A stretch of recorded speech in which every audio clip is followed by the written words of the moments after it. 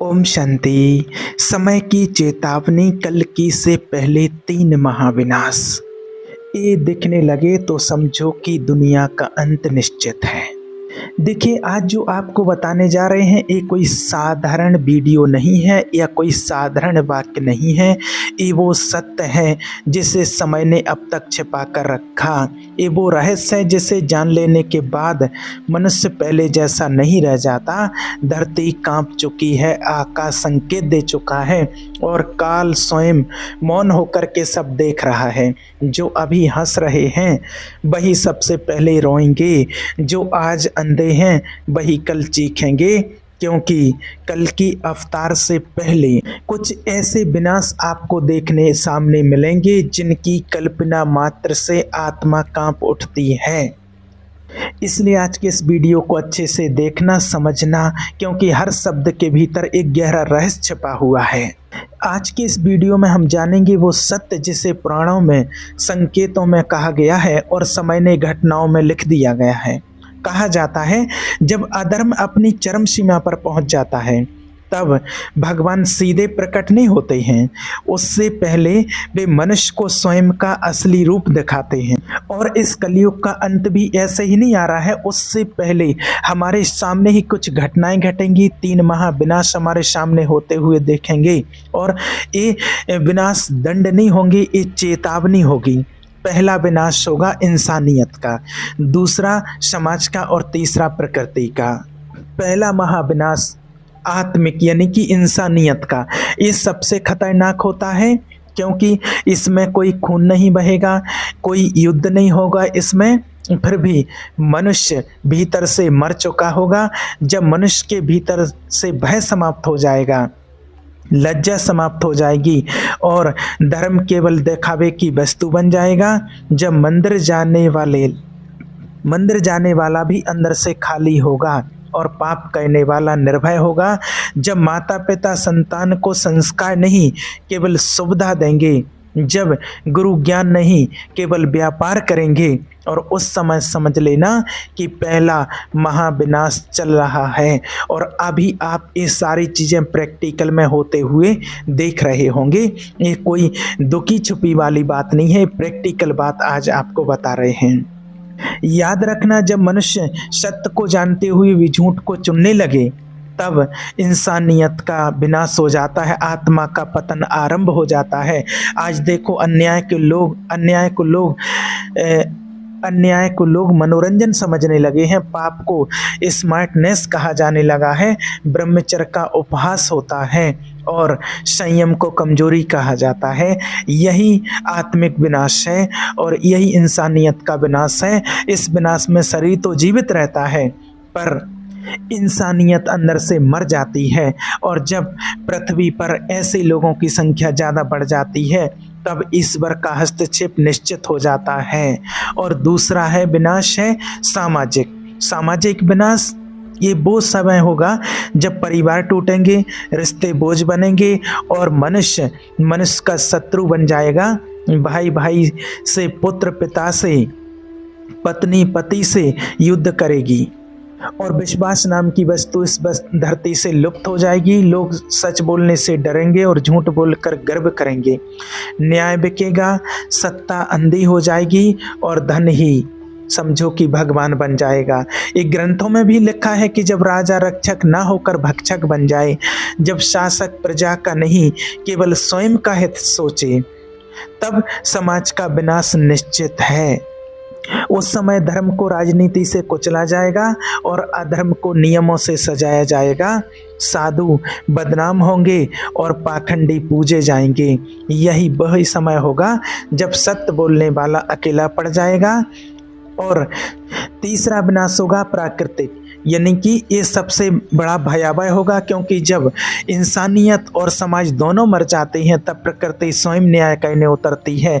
भूकंप, बाढ़, अग्नि, महामारी, सूखा, ये सब केवल आपदा नहीं होंगे, ये संकेत होंगे, संकेत कि अब समय पूरा हो चुका है।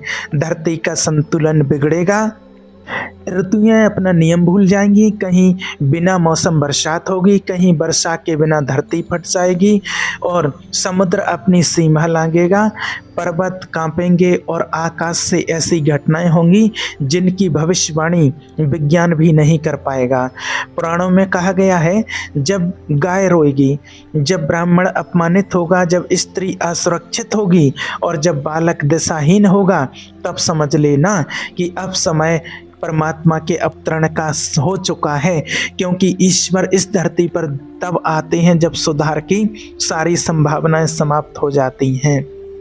और आज जो लोग कहते हैं कि कल की आएंगे, तो कल की कोई तलवार लेकर कैसे शत्रुओं को मारने नहीं आएंगे, वे अधर्म की जड़ को काटने के लिए आएंगे। वे उन मुखौटों को हटाने आएंगे जो धर्म के नाम पर अधर्म फैला रहे हैं। उनका आगमन शोर से नहीं होगा, उनका आगमन परिवर्तन से होगा। और जिनके भीतर धर्म होगा वे स्वयं सुरक्षित हो जाएंगे, और जिनके भीतर अधर्म होगा वे स्वयं नष्ट हो जाएंगे। इसलिए अभी भी समय है आत्मा को जगाने का और सत्य को अपनाने का। इस बात को आप अच्छे से समझ लीजिए कि परमात्मा अपना कार्य करने गुप्त रूप से और इस सृष्टि पर आ चुके हैं और वो अपना गुप्त कार्य कर रहे हैं। अपनी आत्मा को जगाइए, अपनी आत्मिक उन्नति कीजिए, उस परमात्मा को पहचानिए, उस सत्य से जुड़िए। ईश्वर के संदेश और संकेतों को समझने की आप कोशिश कीजिए। अब समय है धर्म को दिखावे से निकालकर जीवन में उतारने का, क्योंकि जब अंत समय होगा तब पश्चाताप का कोई मूल्य नहीं होगा। उस समय केवल कर्म बोलेगा। जब पहला आप विनाश देखेंगे इंसानियत का, जब इंसानियत खोखला हो जाती है, खोखला कर देती है, दूसरा विनाश होता है समाज, जो रीढ़ की हड्डी तोड़ देता है, समाज की रीढ़ तोड़ देता है। तब तीसरा महाविनाश केवल प्रकृति का नहीं रहता, वो स्वयं काल का प्रकट रूप बन जाता है। उस समय न विज्ञान काम आता है, न शक्ति, न धन, क्योंकि जब समय ही विपरीत हो जाए तब मनुष्य केवल दर्शक बनकर रह जाता है। इसमें बन के इसके लिए शास्त्रों में भी कहा गया है कि जब पृथ्वी बार बार चेतावनी दे, प्रकृति बार बार चेतावनी दे और मनुष्य हर चेतावनी को संयोग समझकर टाल दे, तब प्रकृति दया नहीं करती है, तब वो न्याय करती है। आज लोग कहते हैं कि ये तो सब प्राकृतिक चक्र है, लेकिन वे ये भूल जाते हैं कि हर चक्र के पीछे कारण होता है और उस कारण का नाम है अधर्म। और याद रखना, जब नदियां सूखने लगें, जंगल जलने लगें, पर्वत ददकने लगें और समुद्र गरजने लगे, तो ये सिर्फ भौगोलिक परिवर्तन नहीं होता है, ये संकेत होता है कि पृथ्वी अब बोझ सहन नहीं कर पा रही है, क्योंकि जिस धरती को माता कहा गया है उसी को लूटा गया। जिसका दूध पीकर मनुष्य बड़ा हुआ उसी का सीना चीर दिया गया। ग्रंथ भी कहते हैं कि जब मनुष्य प्रकृति को भोग की वस्तु समझने लगे तब प्रकृति रक्षक नहीं फिर भक्षक बन जाती है। उस समय महामारी जन्म लेती ही है और ऐसी बीमारियां पैदा होती हैं जिनका इलाज नहीं, केवल भय होता है।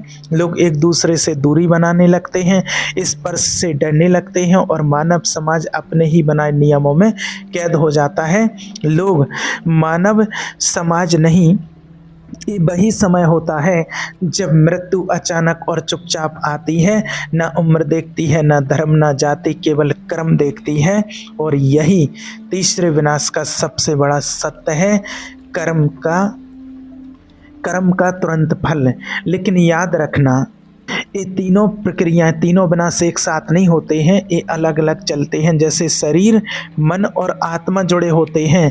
आत्मा गिरती है तो विचार गिरते हैं, और विचार गिरते हैं तो समाज गिरता है, और समाज गिरता है तो प्रकृति विद्रोह करती है। ये पुराणों में भी बहुत गूढ़ बात कही गई है। लिखा है कि ईश्वर का अवतरण जब इस सृष्टि पर होता है तो उससे पहले समय स्वयं लोगों को दो भागों में बांट देगा। संकेत देता है, एक वे जो सत्य के साथ खड़े होंगे और दूसरे वे जो सत्य का विरोध करेंगे।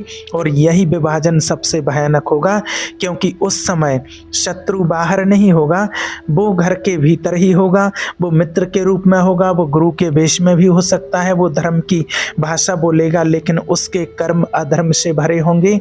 और सबसे बड़ा धोखा यही होगा। इसलिए कहा गया है कि कलयुग में अधर्म तलवार लेकर के नहीं आता है, वो कभी कभी प्रवचन दे करके भी आता है। वो मीठे शब्दों में जहर घोलता है और जो सजग नहीं होता है वही सबसे पहले गिरता है। ईश्वर का अवतरण इस सृष्टि पर आना केवल विनाश नहीं है। परमात्मा का अवतरण का मतलब है संतुलन, लेकिन संतुलन से पहले असंतुलन चरम पर जाता है।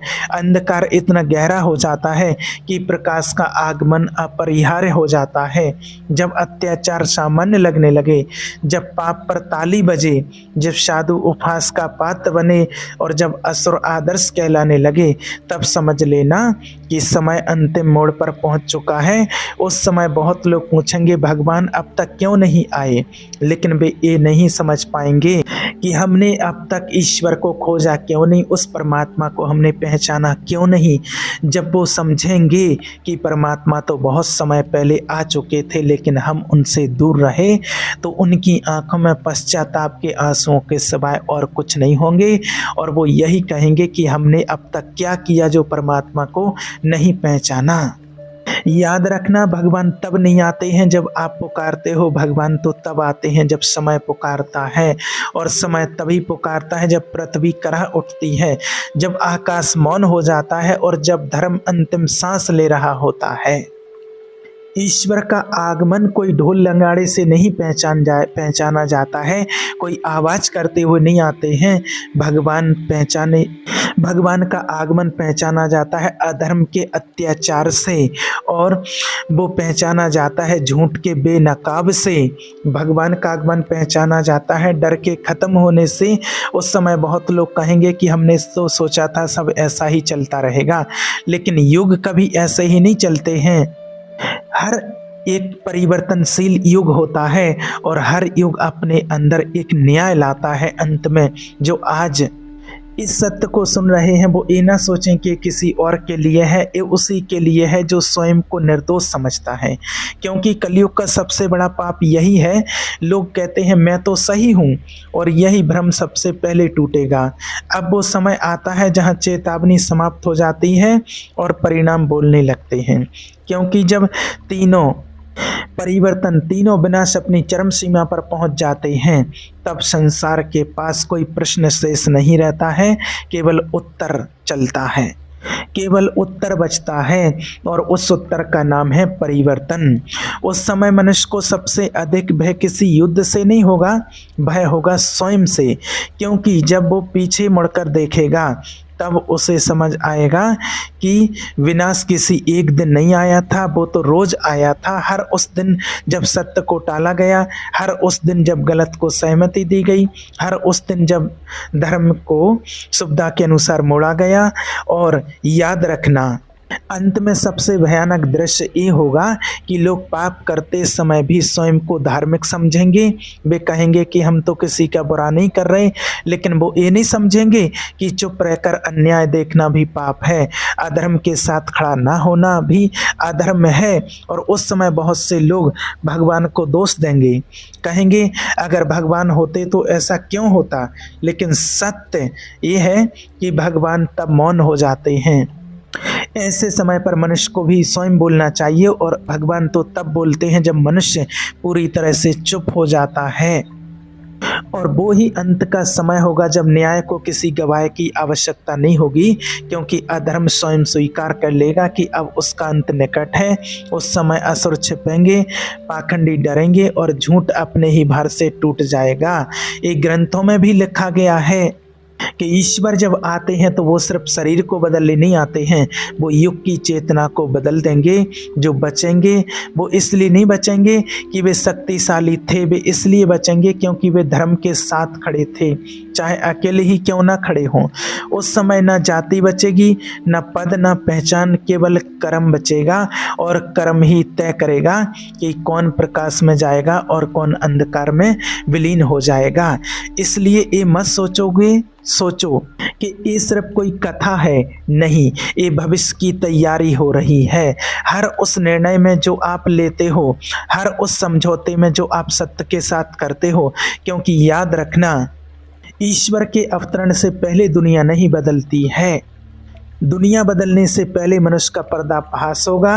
अब अंतिम सत्य एक और जान लीजिए, जब अंतिम समय आएगा तब कोई आवाज नहीं होगी, न शंखनाद, न घोषणा, न चेतावनी, केवल एक क्षण होगा और उसी क्षण में सब कुछ बदल जाएगा। जो तैयार होगा वो शांत होगा, ईश्वर की याद में रहेगा, और जो अधर्म में डूबा होगा वही सबसे ज़्यादा चिल्लाएगा।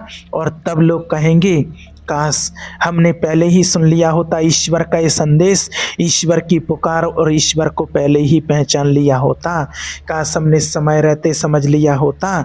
लेकिन कलयुग में जो सबसे महंगी चीज़ जो मनुष्य खरीद नहीं सकता वह समय का दूसरा अवसर, क्योंकि समय नहीं बचेगा और न अवसर बचेगा। उस टाइम तो पश्चाताप के अलावा कुछ नहीं बचेगा। और आज का वीडियो यहाँ समाप्त नहीं होता है, ये तो आपके अंदर एक जागृति लाने के लिए आपको तैयार करेगा।